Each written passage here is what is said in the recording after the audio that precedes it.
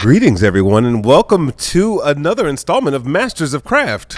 But those disposable vapes that you see, flavored ones that you pick up at the bodega or the convenience store, every minute, 150 of them are disposed in kitchen trash. And all of those have reusable lithium-ion batteries. And there was a study that was done that said, well, if we say 150 of these are thrown away, that means in 1 year, enough fuel to fund 6,000 Teslas is in those disposable vapes. And now they're just sitting in a landfill. When you think about these psychedelic companies, they sell you on this massive TAM. There's so many depressed people. There's so many with PTSD. And you're like, okay, like how does these drugs help and who qualifies for these drugs? If you go to any of these e-pharmacies for ketamine, DMT, anything, they prescribe it to anyone. Literally anyone. You just have to fill in and be like, oh yeah, I'm feeling a little bit depressed, no problem. No question about what medications I'm on. No question about any like comorbidities or anything. Just send me the drug. So I just started asking questions to doctors, to addiction specialists who are also helping develop a lot of these technologies. And the real answer I got, insurance companies pay for SSRIs for pennies on the dollar. There is no motivation for an insurance company to pay $1,400 once a week for 3 weeks, right? And it's when they have SSRIs. And furthermore, if you talk to a doctor, they're like, oh yeah, so the major depression is this big, but the people who actually qualify for this medication are about this big. Me. Greetings, everyone, and welcome to another installment of Masters of Craft. Hello, Master Catharine. Hi, I prefer Queen Catharine. Oh, all right. But Master Catharine, I'll suffice. You just a few short seconds ago, you were exclaiming how you are out of your mind. See, only an out of your mind laugh can exist like that. I'm like next level nuts. Define that. Define that in real people terms. And eat the microphone a little bit. Yes. In any terms that a human being would be able to understand. I was 24 years old, quit my job on a trading desk. I was like, I'm gonna start a venture fund. And my husband was like, oh, that's a really cool idea. Like maybe we can build off that concept. And then I left my job. I spent 3 months like researching, figuring it out. And I was like, fuck it! I'm emailing Mark and Jason. Who are Mark and Jason? He was the first person I emailed. Like hilarious. Okay. Like literally, like at the 24-year-old mind, right? Yes. Like I have to raise this money. I have no money. Like who's the richest person I can think of? And I was like, Mark and Jason. Oh, I thought you said Mark and Jason. I was like, who? Mark Andreessen. Got it. Mark Andreessen. Yes. So that's probably when I first realized I was out of my fucking mind. Yeah. Yeah. In the best way possible. But it's also like that's it. With that story, it's a liberation. It's like because you were at a trading desk, like we were just talking about the Matrix earlier, but like the illusion of this is what you're supposed to be doing. Actually, you know what? The crazy people are the ones that kind of break the mold. How's it gone since? Phenomenal. Honestly, a lot of people don't know this, but in Fund 1, I just moved in with my husband. We'd just gotten married. He saved his money, his little shekels, to buy a apartment in New York City. We moved in. Within 7 months of living in the apartment, I was like, look, I'm going to start this fund. I have $150,000 of student debt. I was like, but I need money to warehouse deals for the fund. Like, let's brainstorm. What are we going to do? Mm-hmm. And my husband's like, we're going to sell the house. I was like, what? Wow. He's like, no, we're going to sell the house. We're going to use all the proceeds from the house to warehouse deals for Fund 1. And at that point, I was like, billionaire or bankrupt, baby. Like billionaire or bankrupt. And my lawyer still calls the money house money. Hilarious. You literally bet the house money on your future. Yeah, at age 24. Or maybe I just turned. I mean, that's the time to do it. You know, when you're like 40 plus and you know, life has set in. What do I do? File for bankruptcy? Okay, I'll try again. Right? A lot of people are going to hear the story and hate it. They'll be like, 24-year-old. To be clear, I don't recommend that anybody do what I do. Yes. Anyone. I got extremely lucky, and I'm aware I got extremely lucky, and part of the reason I was able to do this is because I have an incredible husband who works really hard so I can live this life, to be clear. So I haven't taken a salary yet from Fund 1 or Fund 2, and we've actually used 100% of the management dollars to scale the fund. That's great. Yeah, because what do I want to build? I don't want to build a cash grab venture fund, right? I want to build an asset management firm. Yeah. where Vice Ventures can exist in private equity, right? It can exist in hedge funds, it can exist in growth equity. I just don't see this concept as a $100 million fund benefiting anyone Yeah. in the environment, Yep. and I refuse to be part of the problem. Fund 1 was how much? Fund 2 was how much? Fund 1 was around 25. Fund 2, we should be able to get to 50 by the end of the year. Congratulations. Thank you. So, all right, brass tacks for those that may not know. Vice Ventures is a fill in the blank. It was early stage. It's so basically Vice Ventures is a fund that invests in vices. And what does that mean? That means that most early stage firms have something called a vice clause in them. And that vice clause protects them from investing in cannabis, nicotine, anything sex related.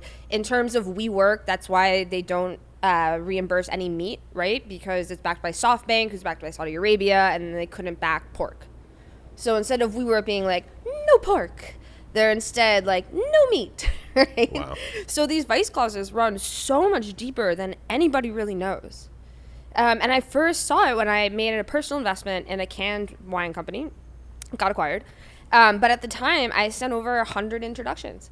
And every single fund literally every single fund was like, we love the brand, the product's awesome, founder is such a go-getter, like really understands who their customer is, but it's alcohol, so we're not investing.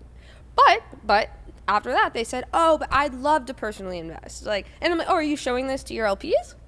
And they're like, no, it's not part of the thesis. That is morally incorrect. Every deal that we do, every single investor gets the opportunity to invest on the cap table. Wow. And that's something that is really important to me. We had an interesting conversation because, I was like, when I think about psychedelics, sex tech, the things you just mentioned, you started talking about harm reduction. Yes. And how, because, it almost sounds a little salacious when you say, oh, vice, let's invest in vices. And you came here with your red, your red shirt and your red lipstick, looking all devilly. But actually, you have this really pure-ish mission underneath it. So I have a great example of that. I'm sure most people saw the documentary on Netflix called Big Vape. They make a fantastic point. And their point is that as of 2022, according to the FDA, there are 2.5 million kids between the ages of 15 and 18 using disposable vaporizers. Woo! Oh, is that the wrong reaction? I mean, the reaction is, oh, wow, 2.4 million? That's huge. What do we do to help that, right? Mm-hmm. But then you take a step back and you realize, why are all politicians obsessed with this? And what could e-cigarettes actually help, right? The United States has 30 million Americans who use combustible cigarettes. Cigarettes kill 50% of the users, also according to the FDA. Wow. Yeah, so instead of us focusing and like banning all these flavors and banning everything to get kids out of this issue, like our whole country should be hyper focused on to get rid of cigarettes, because a lot of people don't know this too, but cigarettes, there's 4.5 trillion discarded every year. In cigarette butts, it has arsenal, lead, I always say this word wrong, but cadmium. We'll accept it. Yeah, we'll accept it. And nicotine, which is an insecticide. So these cigarette butts are starting to bioaccumulate and enter into our bloodstream and to our food system. That's awful, right? There's no reason for that. This is an archaic thing. Cigarettes should be gone. Yeah. E-cigarettes, disposable ones, are also extremely dangerous. So a lot of people don't know this as well, but those disposable vapes that you see, the flavored ones that you pick up at the bodega or the convenience store, every minute, 150 of them are disposed in kitchen trash.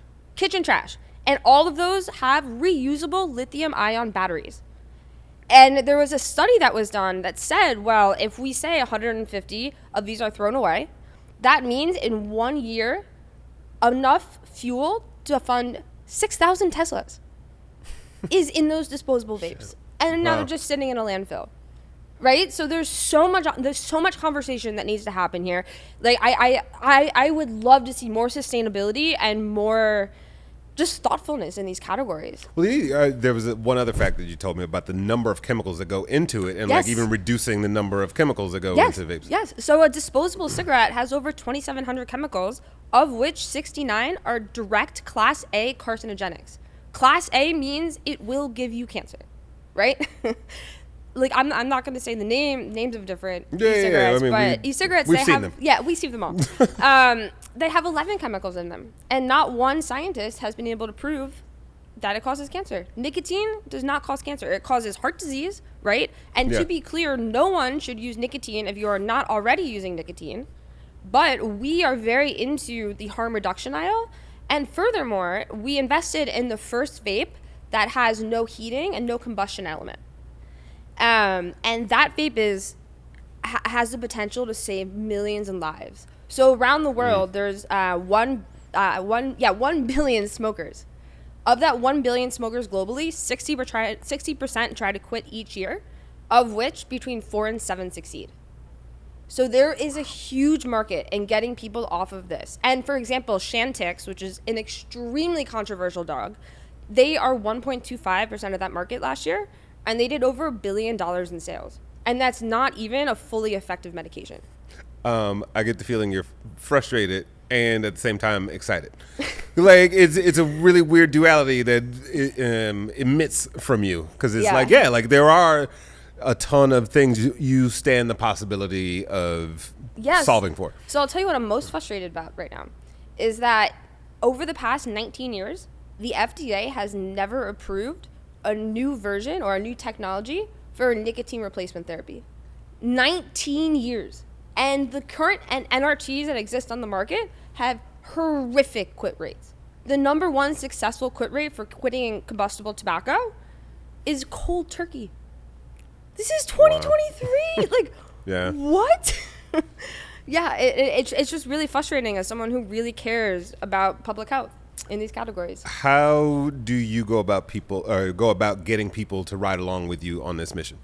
Because, you know, like, you have an infectious energy, but also it's like you said, like they are quote unquote vice categories. There's fear. There's historical legacy. Like what goes into like getting people on the Catharine Dockery ship? Yeah. So I mean, love the Catharine Dockery ship. The Queen, it's the Queen Mary, but Queen Catherine for the East Coast. Yeah. So I would say a lot of it is just total misunderstanding, right? Like I would argue that a beauty product or a beauty brand that sells millions of pieces of single-use plastic to emotionally insecure women, and then that plastic just goes into the landfill, I would say that is just as harmful as an alcohol brand, right? And also Google's "Don't be evil."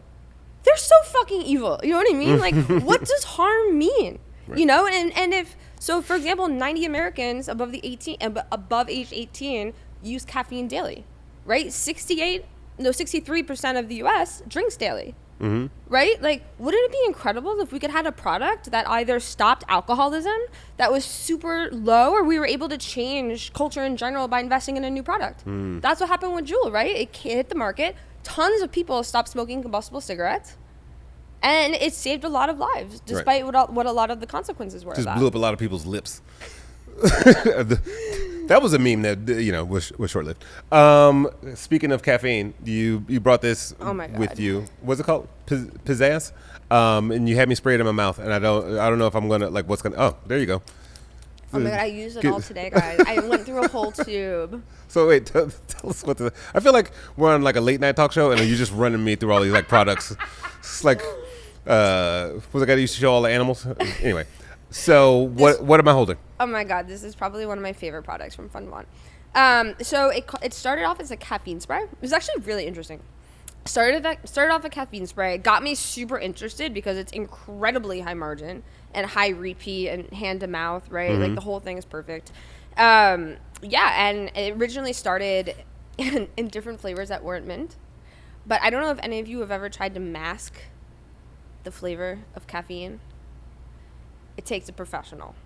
So we hired a professional, and the professional was like, "Yo, dog, like this isn't." Is that what he said? Yeah. Okay. No, that's actually exactly what he said. It's like it says his report started. It's like a joke with the company too. To be like, "Yo, dog." That's hilarious. Anyway, moving on. But yeah, it started as apple flavor, melon flavor, and they were kind of doing a lot of like White Claw flavors, and then they turned it into a mint, and all of a sudden, customers were like, "Oh, fresh breath that I put in my mouth, of course." And they started using it, and they're like, "Oh my gosh, I'm like nicely caffeinated now." That's pretty man. Love it.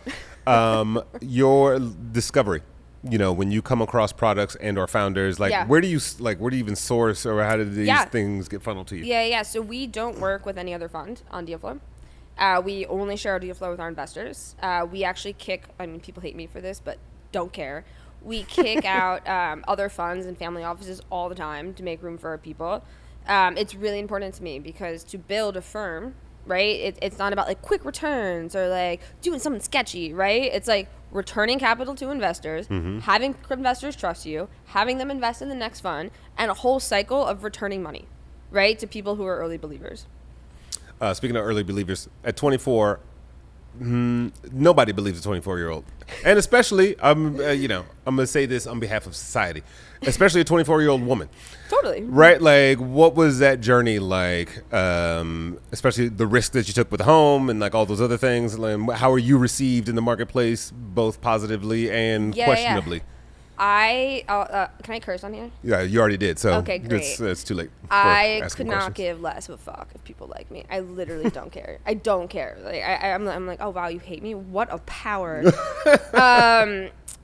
Yeah, but I mean, being really, really young at that age, like I'm just somebody who refuses to fail.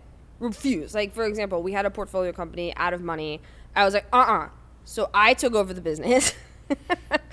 I found a CEO for the company, and now it's doing great, right? But I don't think a lot of people get this. When you grow up with nothing, and you have a dream of whatever number that you want to get to, if you're someone like me, like I slept on a floor for 5 years as a child, right? Like there is nothing that I won't do to get return for investors. What was childhood like? Oh my God, it was crazy. So my dad was a bartender. My mom was a Playboy bunny turned flight attendant. They never really... Classic. I know, it's so fucking classic. They're the funny. I love my parents, but I'm like, you guys ever lived together? Whoops. Oh, interesting decision. And then I spent a few years growing up with my uncle, who, oh my God, he's the best. He was one of the only attorneys for Nixon that wasn't incarcerated. He's an angel. I was gonna say, like, what was the influence? Because sleeping on the floor for 5 years and having the parental makeup that you have, like, a lot of people have been dealt similar cards and they don't get out of the cycle, right? Or they repeat it. I just refuse. Yeah. Where did that come from? Just me being young. I was always extremely competitive. I've always wanted to win. Like, I did not care what it took to win. I don't care. Like, I will be there. I'll do whatever it takes. Yeah. Yeah. So fast forward, you're close to closing this next round. What's the dream at this phase? I want to start a private equity fund. I think right now I'm becoming more disillusioned with huge venture funds. I just don't think that you can responsibly allocate that capital in a manner that's well respected of your investor. So what I'm seeing on the market right now is a ton of fantastic businesses that, especially in cannabis, where people just thought these businesses were $3 billion plus. And to be clear, we have made 0 cannabis investments because I am not long-term on the cannabis business. We have not made a single investment. And why is that? Is because, think about it, like any advantage of starting a small business in the United States does not exist for cannabis because it is federally illegal. So you can't write off your payroll taxes. You're constantly stressing out about working capital.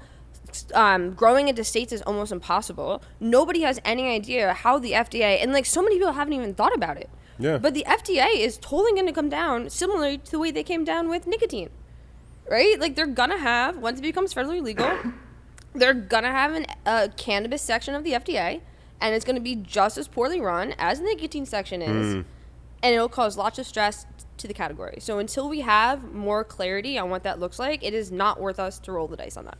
Well, there's also like the wave of legalization and change and things that are happening in the psychedelic space.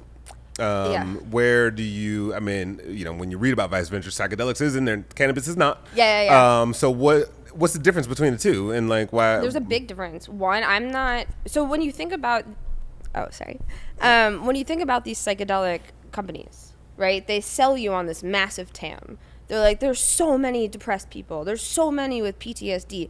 And you're like, okay, like, how does these drugs help and who qualifies for these drugs? If you go, I've done this. I've practiced this. I wanted to see firsthand. If you go to any of these e-pharmacies for ketamine, DMT, anything, they prescribe it to anyone. Literally anyone. You just have to fill in and be like, oh, yeah, I'm feeling a little bit depressed. No problem. No question about what medications I'm on. No question about any, like, comorbidities or anything. Just send me the drugs. right? And then I shocked. Yeah. I like deal so much in regulatory, like could not believe it.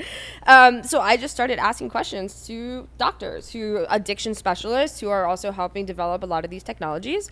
And the real answer I got was, look, two for it. One, insurance companies pay for SSRIs for pennies on the dollar. Pennies on the dollar. There is no motivation for an insurance company to pay $1,400 once a week for 3 weeks, right? And it's when they have SSRIs. Right. It does not make sense. And furthermore, if you talk to a doctor, they're like, oh yeah, so the major depression is this big, but the people who actually qualify for this medication are about this big. And also with ketamine, you can't use it as an ongoing drug because it has horrible side effects if you use it longer than intended. So this stuff is really meant for hospital situations. When you have someone extremely depressed, can't wake up, suicidal thoughts, Right. that is when this is needed. I really think that a lot of these Adderall e-pharmacies, ketamine e-pharmacies, like, done. Yeah. Great cash grabs, right? Like, whoever started those businesses, like, they are breaking money hand and foot. So Well, it's also like, yeah, you know, like there's a lot of people who are being trained as facilitators of certain things, Yeah. and they're like, you don't know what they're, but those facilitation courses might be like a 6-week course and not like a degree program, or you know, somewhere like you need a PhD to administer talk therapy, exactly. right? But in this space, you know, there's also a danger of like, oh, somebody was telling me anecdotally, my friend is a therapist and was referring to somebody who she was having a conversation with, who said that they were a psychedelic therapist, but has no therapy degree. And so we're using the language the wrong way. And it can be like really dangerous for people who are curious, but don't know where to go to start. Interesting. So where to go to start is what you're asking? No, I'm just throwing it out there because it's just like, but echoing your point of Yeah. how, you know, the regulations and where there can be consumer confusion. Like, Yeah. oh, I feel sad versus like actually. I'm going to kill myself. Right, exactly. And also, like, one last thing, like, I would never invest in e-pharmacy, but I do think, especially the ketamine ones, solve a big problem right now, where ketamine is a super popular street drug.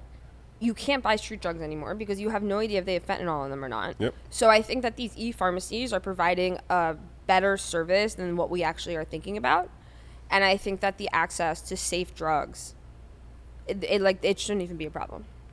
I wonder who started using fentanyl and stuff. That person was a jerk. So I got an idea. Let's put this in it. You and I did this about 5-6 years ago ish. Okay.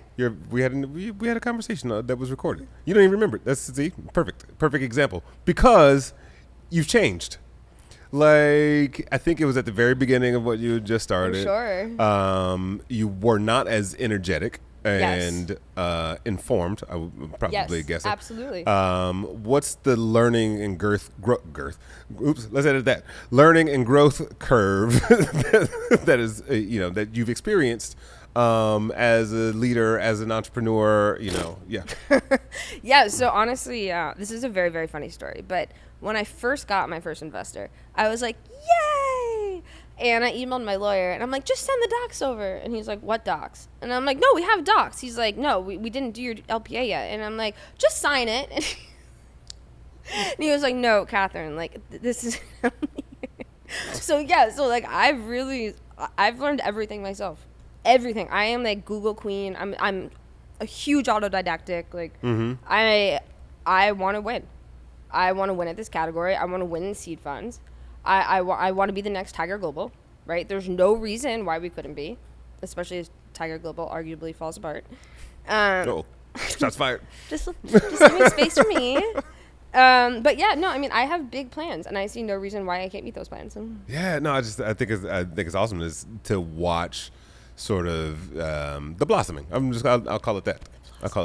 What does downtime look for you? Look Downtime? like yeah, I was gonna say, because Oh my God. Well, last time we talked, you were on vacation, but you weren't on vacation. No. But you were. We were so we spent 4 weeks. My husband and I spent 4 weeks in France. But we were both working market hours, which means we were getting like 10:30 dinners, and then we'd wake up around lunchtime, and then we were like, we have to work again. So yeah, it was an interesting, like, I think at the time we thought we'd have a lot more time to go and explore and do things. But in reality, it turns out when you work 12 hours a day, no matter where it is, But still working 12 hours a day. I don't think you fall into this category, but like Alexis Ohanian talks a lot about like burnout, and like I don't see that Burnout? Well, yeah, because it's like I think everybody is like a lot of entrepreneurs or entrepreneurs aspire to do what you're talking about, right? Like I want to win at all costs, be on and like be joyful, even if it's 12 hours on vacation days. I don't know, like. Your energy, where does that Do you want to come hear from? my favorite quote that I made up myself? Ooh, yes. I now call your it, favorite quote is from you. yes, Let's hear obviously. it. And I now call it the Catharine Dockery original. But responsibility is happiness, and work is a luxury. Responsibility is what? Say it again, one more time. Responsibility is happiness. Yes. And work is a luxury. Okay, now explain it. I love work. I love having things to do. I love having. I could never just go to the beach and hang at the beach. I would have like a complete panic attack. Like, I like love doing things, love learning, love being things. I have like tons of energy. Like, yeah. When I don't know. I think about like the amount of information you know. Yeah. Like statistics and quotes and everything else. And in these categories of industry, there has to be some platform where you learn from, or a person on your team. Like, where does the information come from, and how do you filter that and like begin to make decisions? Yeah, so I become an FDA avid reader. I read all the guidances for either NRT, for concentrate, for like whatever, right? Like, first off, like in these categories, it's so based on regulatory that if you don't know the regulatory of it, you should never invest. Like, if you do not know all the laws in nicotine, you should not even spend 10 seconds looking at a deal in nicotine, because it is so much more complex. And like, where's it being sold? What's revenue? What's unit economics? Like, it's crazy. So I basically had to spend so much time just reading guidance, reading FDA guidance endlessly, right? To kind of learn about what we're doing. And also, like, nobody really covers on this kind of stuff, right? So I do a lot of law blogs, right? Like, I'm following the litigation between BAT and FDA right now, right? And that's pretty private, so it's like you got to find places that you can find it. And then also, being the most active early stage nicotine investor in the US, we have a lot of contacts within regulatory. Got it.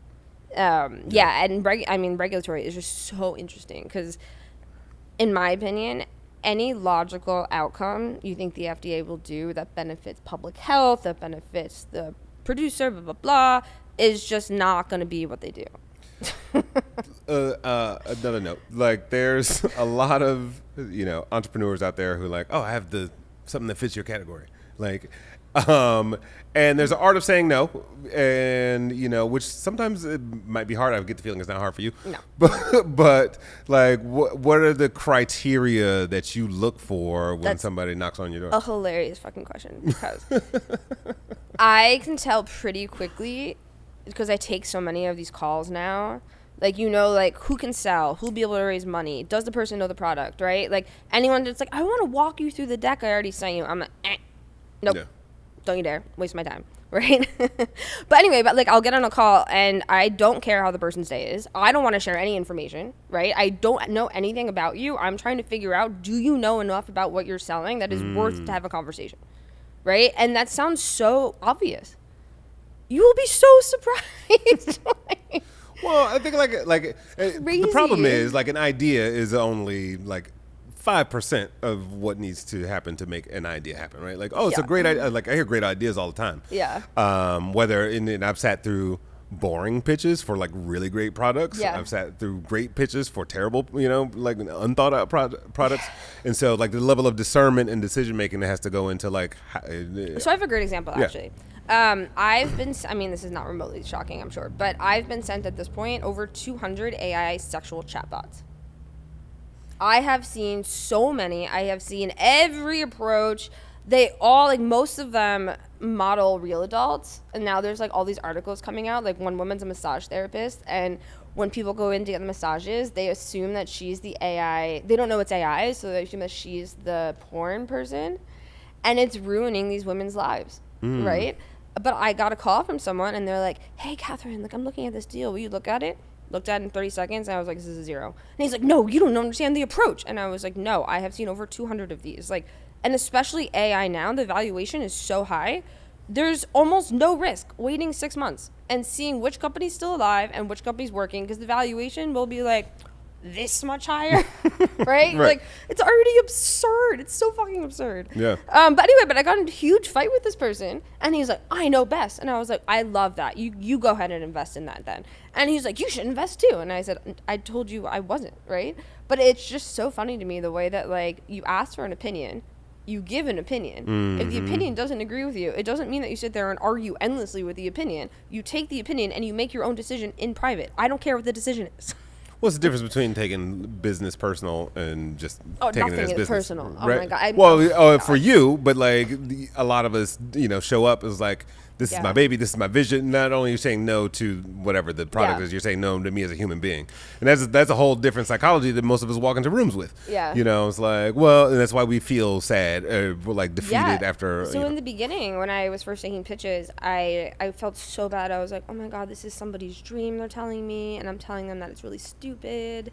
And then I got to the point. Is that what you're doing? You're telling us this is. I was like, this is not your best idea. Like, one idea, for example, it was a CBD kombucha, which is already like, how does that scientifically work out, right? Second, and they're like, oh, it has a 2.5 week shelf life. And I was like, honey, come on. Like, did you put money in this already? And she's like, yeah. I'm like, stop. It's not going to work. Cried on the phone with me. And then I hung up because I was like, this is not my problem.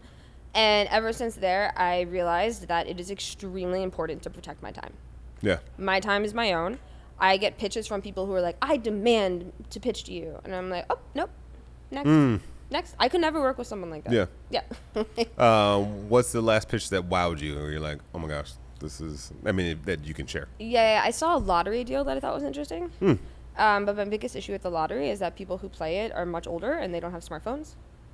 So the whole concept of, like, my father, for example, he has a smartphone. He plays the lottery every day, right? Like, he's one of those.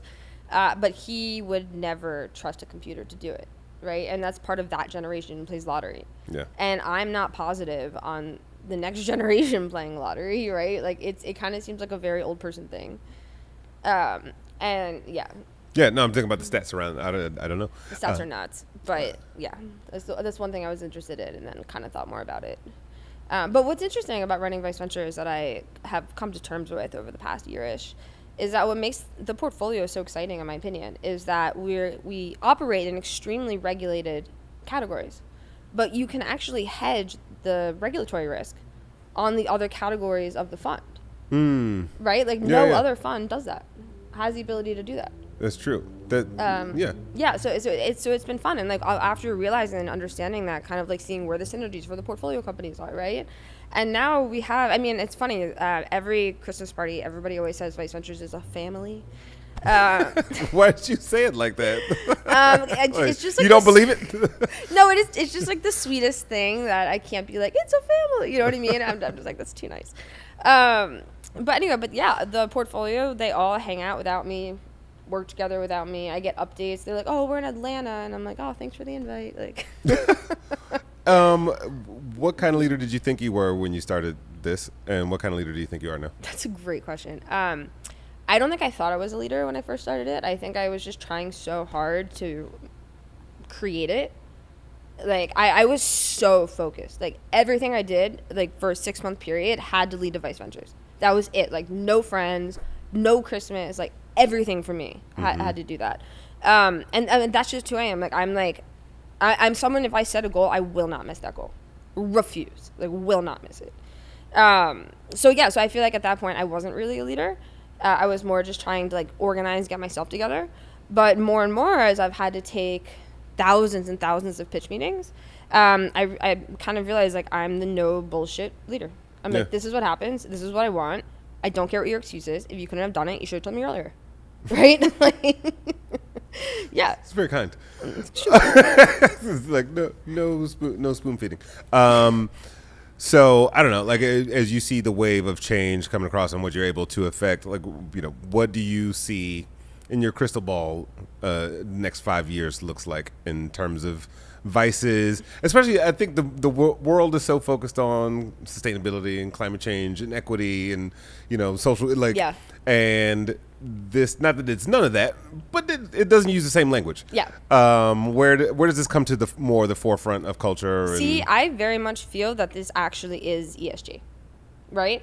Because ESG, I mean, the people who believe in ESG. What's ESG?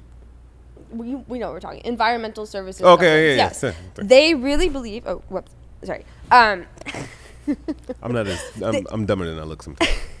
They really, really believe that ESG should be in every single category, right? And if that is the philosophy of ESG, our fund is no less ESG than a renewable energy fund. We are trying to annihilate cigarettes. We are trying to annihilate lithium-ion batteries in e-cigarettes, right? We are trying to make sure that the cannabis that you get, for example, in New York City is tested, is clean, right? That the taxes do go back to the communities that need it most. So yeah, we're big believers in all of that for sure. I think the most interesting thing about you to me is that you have a heart of gold. Like you have a huge heart. Yeah. And the way you present doesn't always feel that way. Because I've had to, right? Like I'm usually on panels with people who are twice my age with 3 times more experience, right? So like when I first started, oh yeah, this is actually a great story. When I first started, I was super flexible. I was like, oh, it'll be your Zoom room, or like, oh, don't worry about it, I'll be there. Oh, you need this? I'll need this. And then that's when I realized everybody wanted my time, everything. Catherine, can you meet me here? Catherine, can you do that? Can you do that? And I'm like, no, I'm protective of my time. If you are in the circle, I am a phenomenal friend. You cannot get a better friend than me.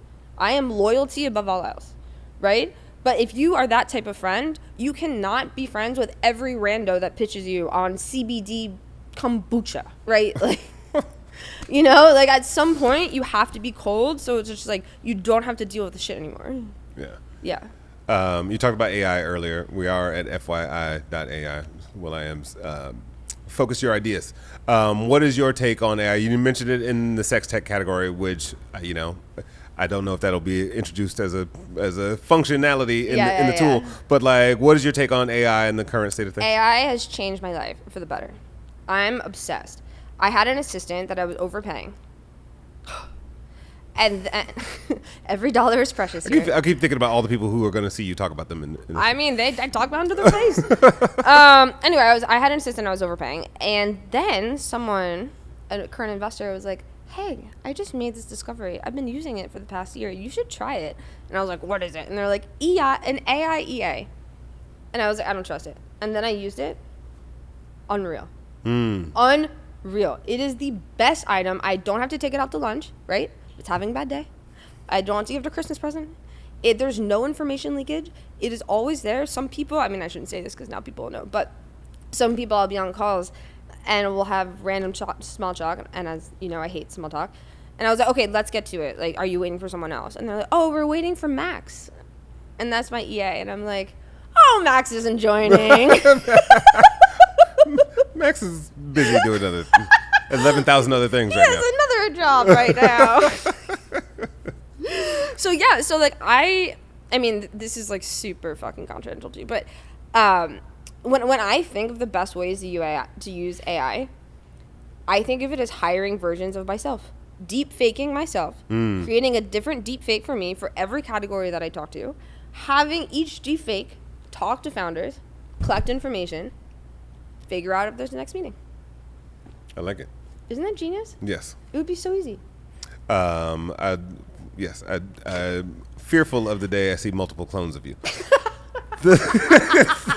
That is my dream. It's just a Catherine army walking down the street. My God, I would love it. What's missing? Like when as you're on this adventure, like what are some pieces where you're like, oh man, I can't get to, or I'm trying to. What are some of the goals that you're setting out, and like what's missing? Oh my God, nothing right now. I mean, if you asked me like a month ago, I'd probably say something different. But what was happening a month ago? But no, nothing. I mean, like we're adding members to the team that are really strategic. We're growing it thoughtfully. We're adding a press person. We're doing a lot of things to kind of increase the reach of the fund in general and to make sure that our portfolio companies operate. Because I don't know if you know this about us, but when we invest, we take board seats, sometimes 2, budget control, everything. And then I get absorbed in management. and I help them run the company, fundraise, everything. And then by the next round of funding, done. And then we're on to the next company. Yeah. So we run this seed firm as if it was a private equity firm, and we found that makes so much more sense than funds that just like throw 50 checks at something and see what works. Oh yeah, no, so many founders. I mean, you even went from founder to CEO, right? Like I think it's two very different functions. Yeah. One is like, oh, I want to make this thing. The other one is like, I need to make this thing make money and do what it's supposed to do. Yeah, exactly. No, well, Catharine Dockery, I appreciate you being here. Thank you so much for having me. And I like saying your first and last name. It's Catharine Dockery is a good name. I know it is. It's pretty solid. Yeah, it's pretty solid. There's no other Catharine Dockery. Is there not? Not with my name. Not Catharine Dockery. I was gonna open with a hickory dickory dockery thing, and then I was like, I didn't want to take you back to like I'd be elementary triggered school. to fourth grade. I know. That's why I was like, I'm gonna save it till the end. So now I've said it. Love. Goodbye, America, and beyond. no, thank you. Where can people go to find out more about you and Vice Ventures and Twitter. Okay. At Vice Ventures. I think there's an underscore there.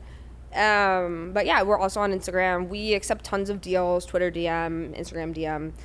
If you have a company you want to pitch us, the best direct way is to send it to info@viceventures.com. Sweet. And even if someone doesn't respond to you, it will be seen. That's sad. It's like I sent the email 6 months ago. She said somebody saw it. Thank you again. This is great. Thank you. So fun.